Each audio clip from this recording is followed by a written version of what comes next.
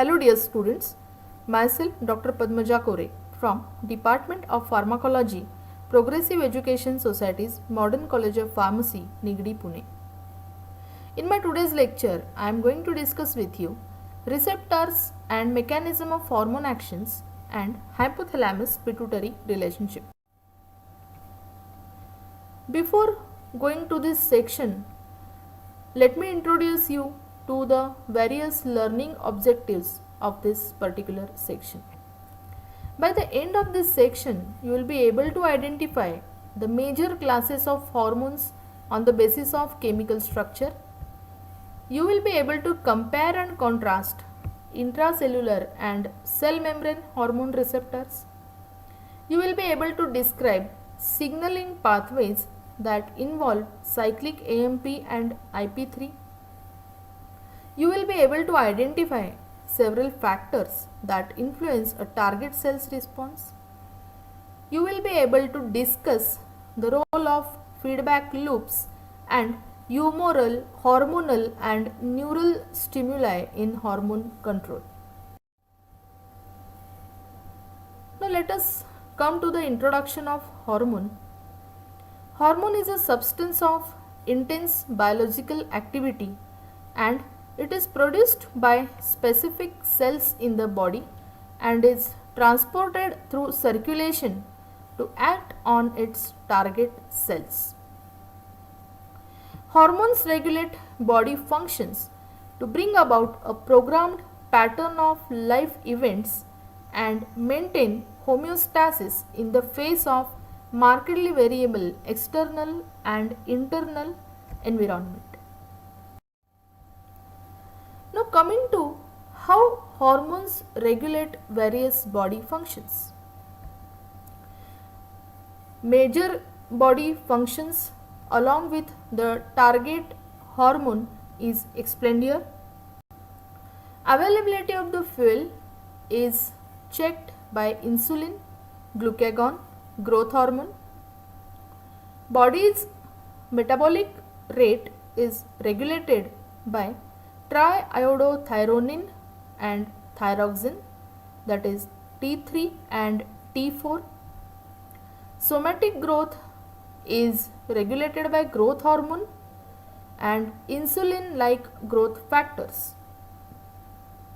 Sex and reproduction is regulated by gonadotrophins, androgens, estrogens and progestins. Circulating volume of the body fluids is regulated by aldosterone and antidiuretic hormone. Adaptation to the stress is taken care by glucocorticoids and adrenaline.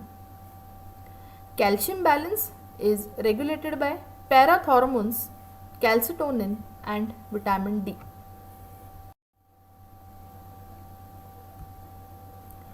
Majority of the hormones are secreted by a master gland, that is pituitary gland. So I'll explain various endocrine glands along with their chief secretions. Anterior pituitary gland, it secretes growth hormone, prolactin, adrenocorticotrophic hormone, thyroid stimulating hormone, gonadotrophins.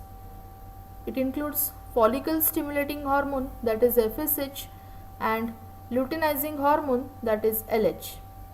Then coming to posterior pituitary gland, it secretes oxytocin and antidiuretic hormone. Next is thyroid gland. It secretes thyroxine and triiodothyronine and calcitonin. Next is parathyroid gland. It secretes parathormone. Pancreas, it secretes insulin and glucagon. Insulin is secreted by beta cells of islets of Langerhans and glucagon is secreted by alpha cells of islets of Langerhans. Coming to adrenal glands. Adrenal gland is divided into two portions, that is cortex and medulla. Cortex is responsible for secretion of glucocorticoids, mineralocorticoids and sex steroids. Medulla is releasing adrenaline and noradrenaline. Next is gonads. Gonads secretes androgens, estrogens and progestins. Then coming to what is hypothalamic factor? It is any hormone that is secreted by hypothalamus and stimulates the pituitary gland directly to secrete a hormone. It is called hypothalamic releasing hormone or releasing factor. There are various hypothalamic hormones or releasing factors.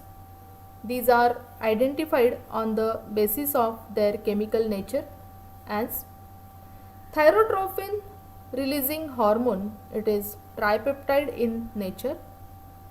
Corticotrophin releasing hormone, it is a peptide with 41 amino acids.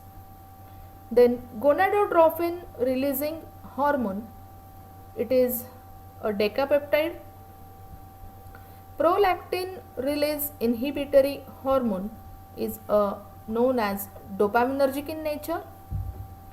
Growth hormone releasing hormone, it is a peptide with 40 and 44 amino acids. Then somatostatin, it is known as growth hormone release inhibitory hormone and it is a peptide with 14 amino acids. So this is the classification of hormones on the basis of their chemical nature. Then coming to the sites and mechanism of hormone action. The hormones act on their specific receptors and these receptors are located on or within their target cells. Receptor activation by the hormones is translated into a response in a variety of ways. A first way of hormone action on the receptor is on a cell membrane receptor. In that, a cell membrane receptor has got various types as hormones acting through alteration of intracellular cyclic AMP concentration. It leads to alteration of protein kinase A, regulation of cell function. Calcium acts as a third messenger in some instances. For example, adrenaline, glucagon, TSH, FSH, LH and parathyroid hormone, calcitonin, adrenocorticotropic hormone, some hypothalamic releasing hormones and vasopressins. So these are some of the examples of hormones acting through alteration of intracellular cyclic AMP concentration. Now let me explain you with the diagram. First is adenylyl cyclase pathway. Look at the diagram here. In this case, adrenaline is acting on its receptor, that is adrenaline binds to beta adrenergic receptor on the cell surface, inducing a conformational change which permits interaction of a G protein binding site with a stimulatory G protein.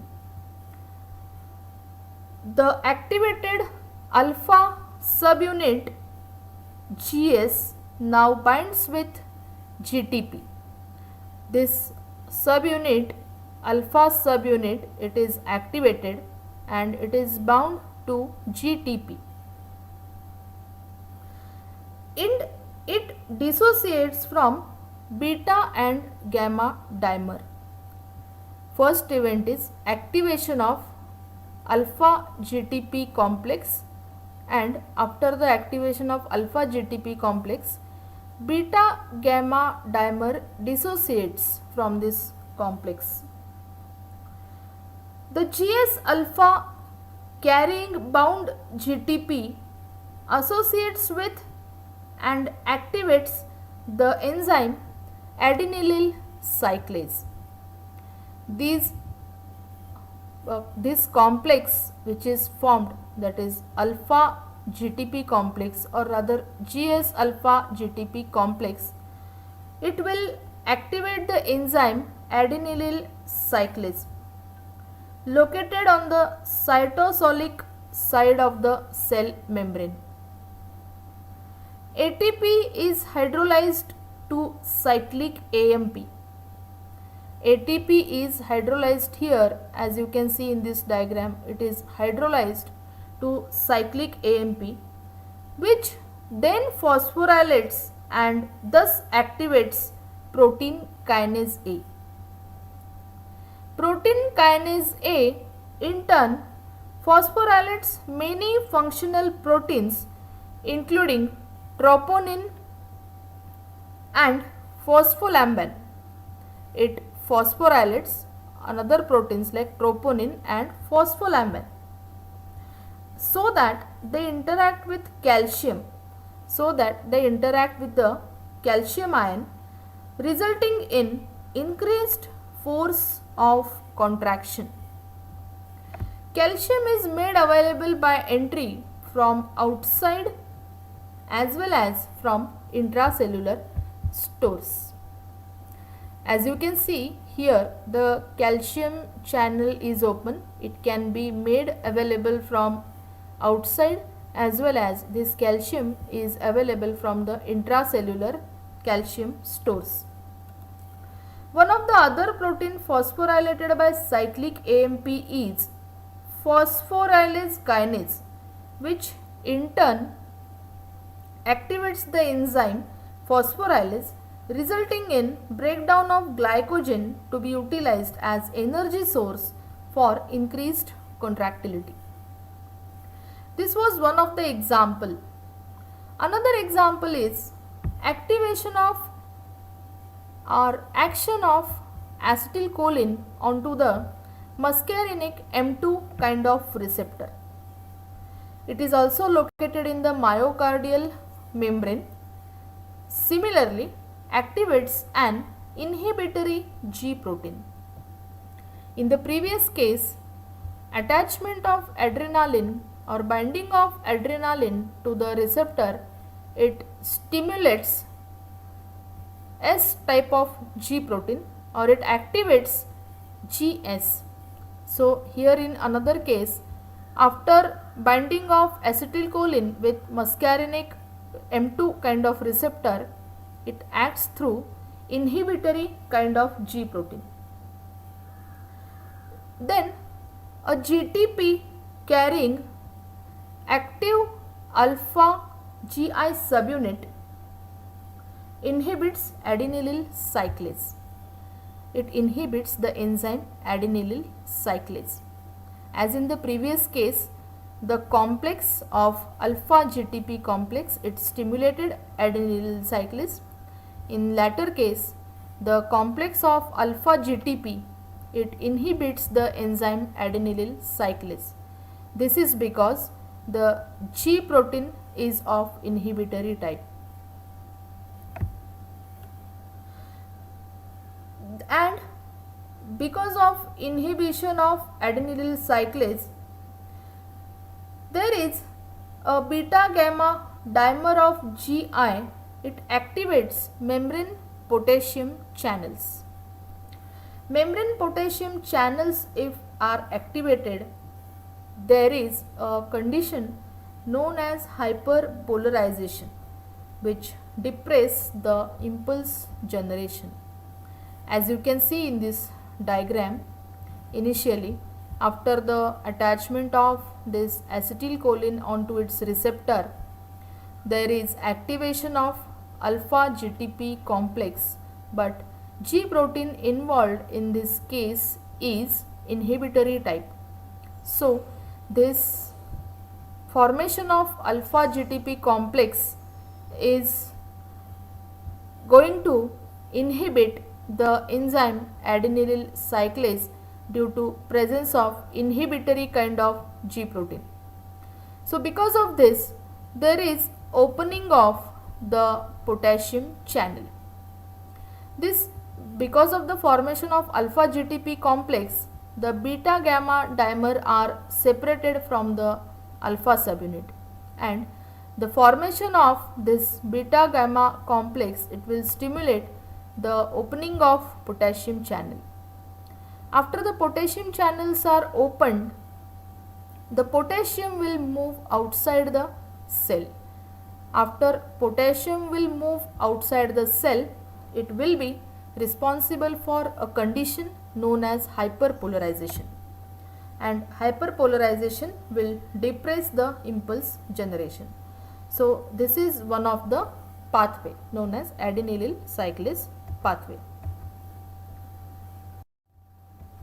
Next is through IP3 DAG generation. It is responsible for the release of intracellular calcium and protein kinase C activation. For example, vasopressin and oxytocin. Now just concentrate on the diagram.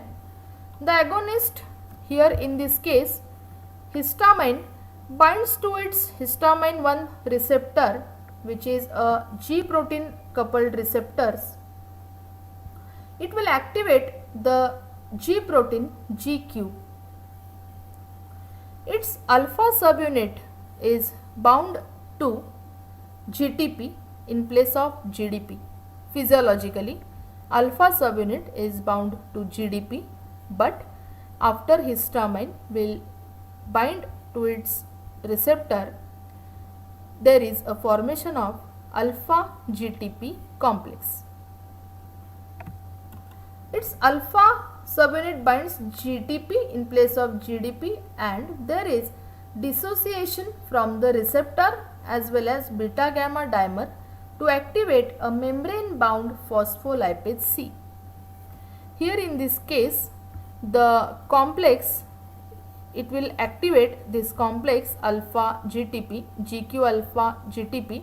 This complex, it will activate a membrane bound phospholipase C, and the role of phospholipase C is to hydrolyze phosphatidyl inositol 4,5 biphosphate, that is PIP2. It will hydrolyze PIP2, a membrane bound phospholipid. It produces IP3, that is inositol triphosphate, and DAG, that is diacyl glycerol. Now in this case, IP3 and DAG will be acting as a secondary messengers. The primary action of IP3 is to facilitate the calcium mobilization from intracellular calcium organellar pools, while DAG in combination with calcium activates protein kinase C. So as you can see here, DAG acts with calcium, and finally they will lead to activation of protein kinase C, and after protein kinase C will be activated, it will be responsible for phosphorylation of proteins, and this phosphorylation alters the activity of number of functional and structural proteins. Cytosolic calcium is a variable messenger. It combines with colmodulin to activate myosin light chain kinase. Calcium combines with colmodulin and activates myosin light chain kinase, and there is one more important regulator along with myosin light chain kinase, that is calcium colmodulin protein kinase. Several other effectors are regulated by calcium in a CAM dependent or independent manner. Cytosolic calcium is recycled. Cytosolic calcium is again recycled by uptake into the endoplasmic reticulum as well as effluxed by the calcium pump. Third is activation of protein kinase. It includes a series of events where there is a phosphorylation of protein kinase as a resultant, and because of phosphorylation the level of activity of proteins will increase. In this particular case, water soluble hormones are membrane insoluble. They bind to membrane receptors. As you can see in this particular diagram, there is a blood vessel and blood flowing through the capillary, and there is one water soluble hormone that is to be bound on the cell membrane receptor. So after binding of that water soluble hormone to the particular receptor, the binding activates a G protein. Because of this binding, there is activation of a G protein. As you can see here, there is activation of G protein. The activated G protein will activate the enzyme adenylyl cyclase. Adenylyl cyclase catalyzes the conversion of ATP to cyclic AMP. Because of this activated adenylyl cyclase, the cyclic AMP is converted from ATP, and this cyclic AMP is the secondary messenger in this pathway. Now this cyclic AMP is involved in further events as it activates protein kinase. As you can see, the protein kinase in the inactive state is converted to active state. Then protein kinase phosphorylates the proteins in the cytoplasm. As you can see in this diagram, the activated protein kinase, it will phosphorylate the proteins in the cytoplasm. This activates these proteins and allows to alter the cellular activity. So this is the mechanism of activation of protein kinase. Now coming to the next type, at cytoplasmic receptors. Enzymes, hormones acting at the cytoplasmic receptor. So this is one of the another type of example. Here in this case, hormone combines with cytoplasmic receptor by penetration into the cell membrane, exposes its DNA binding domain. It migrates to nucleus and then binds to specific genes. There is DNA mediated RNA synthesis resulting into synthesis of functional proteins.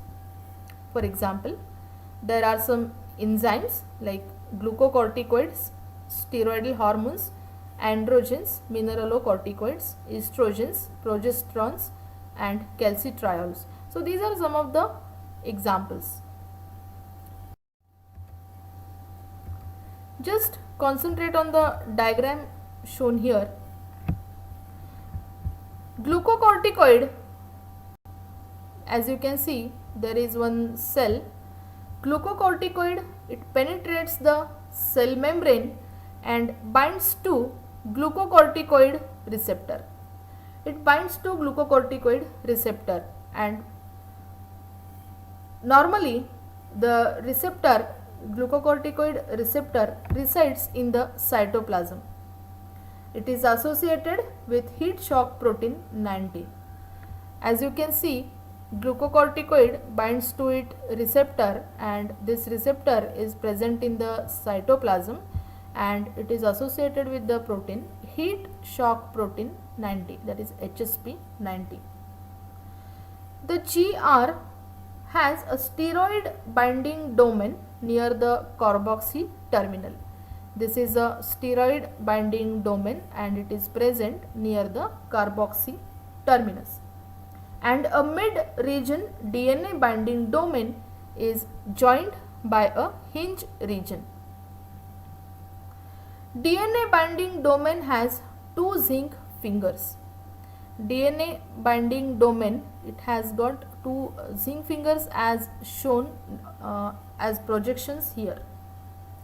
The binding of steroid to glucocorticoid receptor dissociates the complex protein HSP90, removing their inhibitory influence on it.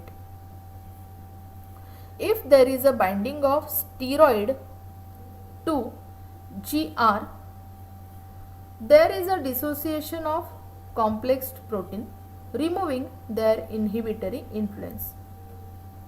A dimerization region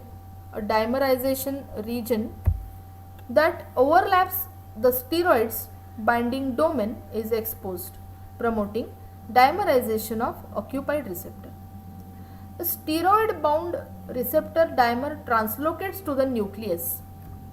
Now it translocates to the nucleus, it binds to coactivator or co-repressors. Coactivator or co-repressors are the proteins and they interact with specific DNA sequence called as glucocorticoid response elements within the regulatory region of appropriate genes. The expression of these genes is altered, resulting in promotion of their transcription.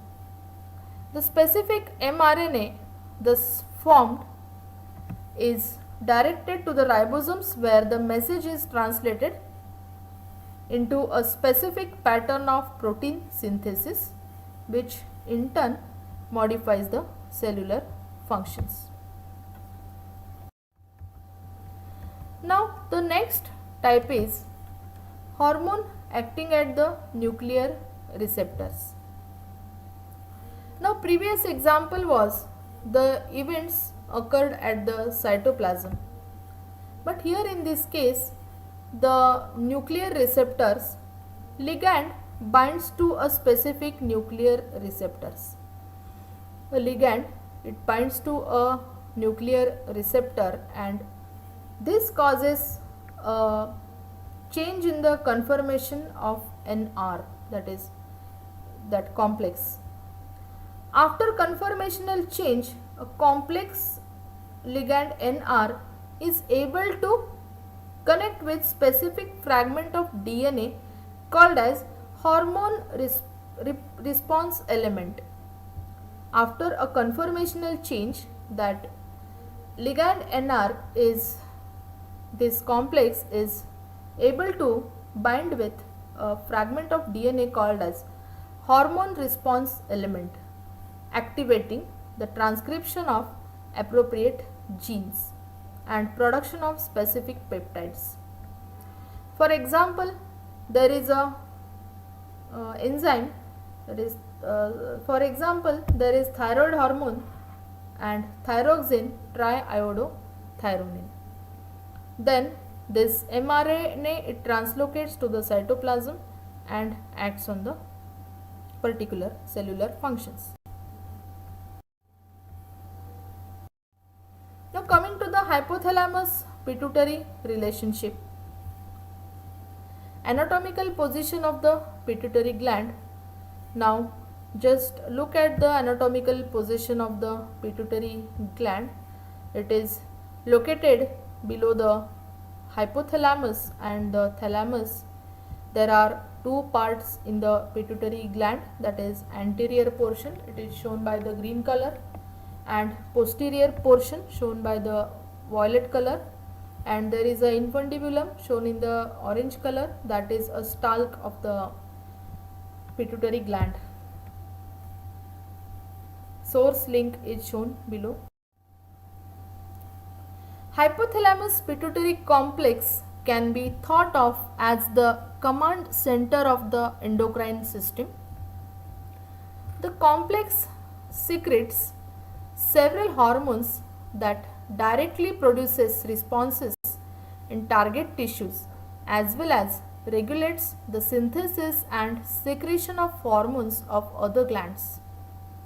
In addition, the hypothalamus pituitary complex coordinates the messages of the endocrine and nervous system. In many cases, a stimulus received by the nervous system must pass through hypothalamus pituitary complex to be translated into hormones that can initiate a response. The hypothalamus is a structure of the diencephalon of the brain located anterior and inferior to the thalamus. It has both neural and endocrine functions, producing and secreting many hormones. In addition, hypothalamus is anatomically and functionally related to the pituitary gland, or it is also called as hypophysis, a bean-sized organ suspended from it by a stem called as the infundibulum. Pituitary gland is cradled within a sella tursina of the sphenoid bone of the skull. It consists of two lobes that arise from distinct parts of embryonic tissue. The posterior pituitary, also known as a neurohypophysis, is a neural tissue, whereas anterior pituitary, also known as adenohypophysis, is a glandular tissue that develops from a primitive digestive tract. Hormones secreted by posterior and anterior pituitary and intermediate zone between the lobes are. So as we have seen in the previous lecture, these are the various classes of hormones secreted by anterior and posterior pituitary gland, that is growth hormone, prolactin, TSH, ACTH, FSH, LH, ADH, oxytocin and MSH. So these are various the hormones secreted by the various parts of a pituitary gland, and also we have gone through the chemical class or chemical nature of the hormones. Now coming to the hypothalamus pituitary relationship, as you can see in the diagram, there is a presence of supraoptic nucleus and paraventricular nucleus. Oxytocin is released by neurosecretory cells of supraoptic nucleus and ADH is released by neurosecretory cells of paraventricular nucleus. Now coming to the explanation. Posterior pituitary is actually an extension of the neurons of paraventricular and supraoptic nuclei of the hypothalamus. The cell bodies of these regions rest in the hypothalamus, but their axons descend as the hypothalamic hypophyseal tract within the infundibulum and end in the axon terminals that comprise the posterior pituitary. The posterior pituitary gland does not produce hormones but rather stores and secretes the hormones produced by the hypothalamus. The paraventricular nuclei produce oxytocin, whereas supraoptic nuclei will produce ADH. These hormones travel along the axons into storage sites in the axon terminals of the posterior pituitary. In response to signals from same hypothalamic neurons, the hormones are released from the axon terminals to the bloodstream. Coming to the next, hypothalamus anterior pituitary relationship.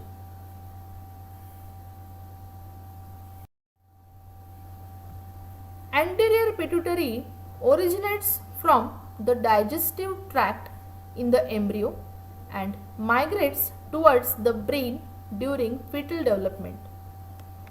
There are three regions. Pars distalis is the most anterior, pars intermedia is adjacent to posterior pituitary, and pars tuberalis is a slender tube that wraps the infundibulum. Recall that posterior pituitary does not synthesize hormone but merely stores them. In contrast, the anterior pituitary does manufacture hormones. However, the secretion of hormones from the anterior pituitary is regulated by two classes of hormones. These hormones secreted by hypothalamus are the releasing hormones that stimulate the secretion of hormones from the anterior pituitary and inhibiting hormones that inhibit the secretion. Hypothalamic hormones are secreted by neurons but enter the anterior pituitary through blood vessels. Within the infundibulum is a bridge of capillaries that connects hypothalamus to the anterior pituitary. This network is called hypophyseal portal system, allows hypothalamic hormones to be transported to the anterior pituitary without first entering the systemic circulation. The system originates from the superior hypophyseal artery, which branches off the carotid arteries and transports blood to the hypothalamus. The branches of superior hypophyseal artery from hypophyseal portal system. Hypothalamic releasing and inhibiting hormones travel through a primary capillary plexus to the portal veins, which carry them into anterior pituitary. Hormones produced by anterior pituitary enters a secondary capillary plexus and from there drain into the circulation. Anterior pituitary produces 7 hormones. These are growth hormone, thyroid stimulating hormone, adrenocorticotropic hormone, follicle stimulating hormone, luteinizing hormone, beta endorphins and prolactin. Of the hormones of the anterior pituitary, TSH, ACTH, FSH and LH are collectively referred to as trophic hormones because they turn on or off the functions of other endocrine glands. This is all about the hormones, their receptors and hypothalamus pituitary relationship. Thank you.